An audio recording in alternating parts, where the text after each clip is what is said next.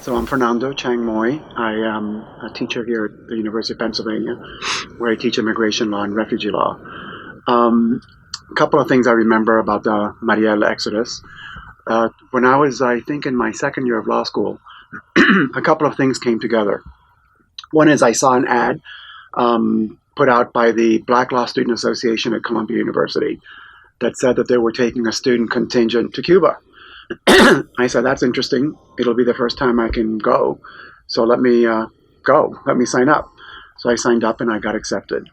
The second thing that happened that same semester, by coincidence, is I met a Mexican academic, and um, and he said, I've just come back from Cuba. And I said, great, I'm going to Cuba. What do you recommend me to do? He said, let me give you the phone number of this guy who is really unusual in a couple of ways. One, he has his own apartment. Secondly, he's got a phone. So when you arrive in Cuba, give him a call. And he's gay. And I said, great. So a couple of months later, I end up going to Cuba. I think this was during winter break. And I called this guy and I said, hello, I'm from the United States. I was born here, though. It's my first time back. I'm interested in the gay scene here in Cuba. Um, can we meet? He said, sure. And the person I met was Eloy, of course. So Eloy invited me to his house, and there I met, I think, all the gay people in Havana. And again, this was unusual in that he had his own space. He could have parties, though, the concept of parties today sounds like really just so what. But I would argue that was a revolutionary thing to do because Cuba had modeled its system after the Russian and Chinese system of committees for the defense of the revolution. Here in the United States, we'd call that neighborhood watches. There they are, CDRs. In theory, these are people on every block who you could go to complain about no trash pickup or broken toilets. Not that they could do anything about it. In reality, they were snitches, I guess. They were looking to see who was coming in and out of your apartment.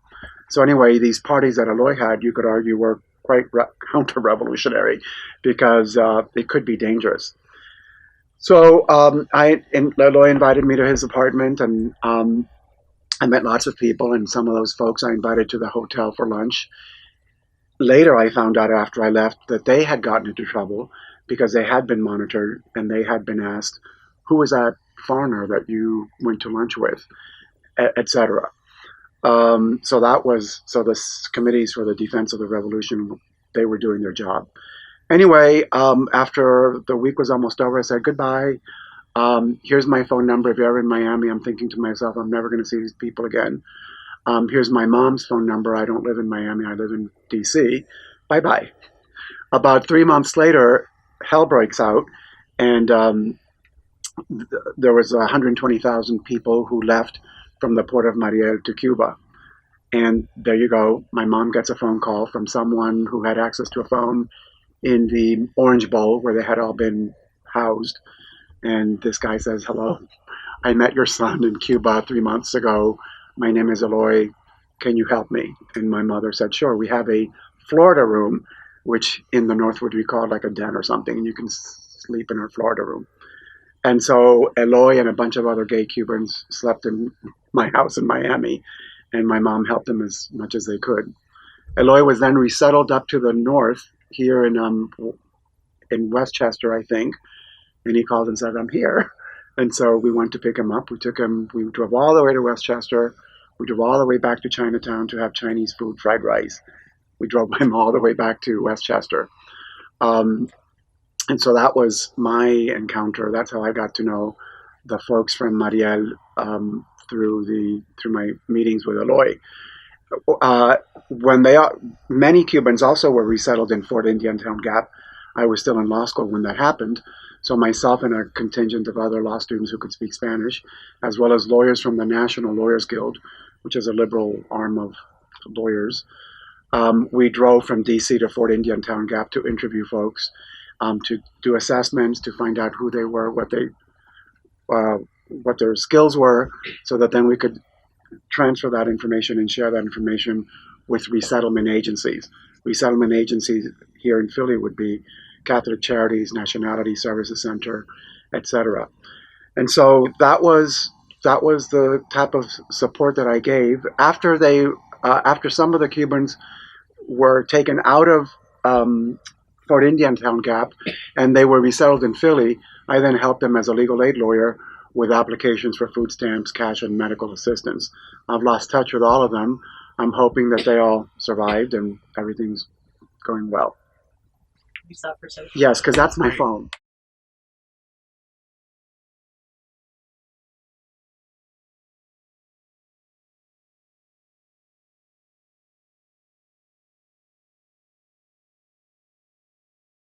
So we decided at our office we were going to try to go visit them, especially since no other press in the United States knew about it or knew where they were.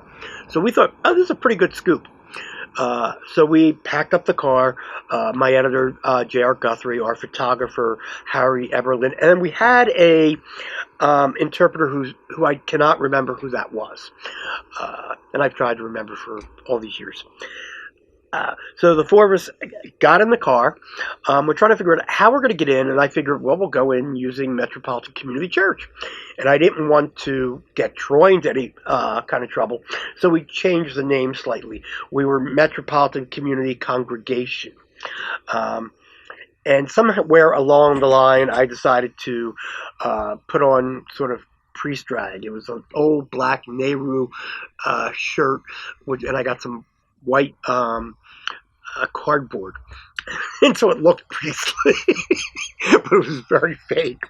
And we got to Fort Indiantown Gap, and there was two guardhouses, and they stopped every car that was coming in, and you could see it was very heavily guarded by the military. And we went up to the gate. They said, the guy had a clipboard. He says, "What can we do for you?" We go, "We're here to see the prisoners," and using their language, of course. He says, "Which ones and who are you?" And I said, Metropolitan Community Congregation, and I'm Father Mark Sigel. And he looked at me, and he said, "Who are you here to see? Which barracks?" And I didn't know. And I said, I'm told that we're National Council of Churches has told us that we have to resettle the homosexuals. And he sort of looked disgusted. And then, yeah, go to barracks, whatever numbers it was. Well, we drove around. Lots of barracks. I was amazed at how large the place was. But two barracks, were filled with gay people. Not one, but two. So we found the first one. Went up, knocked on the door, no one answers. We just opened the door at this point. And it was like a party was going on in that place. There were drag queens throwing material around at each other. They were trying on makeup. It was, and so we went up to a group that was somewhat silent, and said, "Hi, we're from the Philadelphia Gay News, the newspaper in this area." And all of a sudden, the whole place lit up. "Oh, a gay newspaper! Gay people are here!" And they all came running over. And then at that point, some went out to the other barracks, and they all came running back. And it was very festive and very loud. And about a half hour later, we found ourselves surrounded by the army with rifles drawn. And they came in, and they did the routine. "What are you doing?" And strangely enough, they did not ask us. They did not take away the camera or tape recorder. So we quickly put them in our pockets, whatever. And they said, "You have to leave." Didn't arrest us. They just let us leave. We got in the car. I would suspect for the first 15, 20 minutes, we were absolutely silent. And then all of a sudden, we just started breaking out in a huge laugh.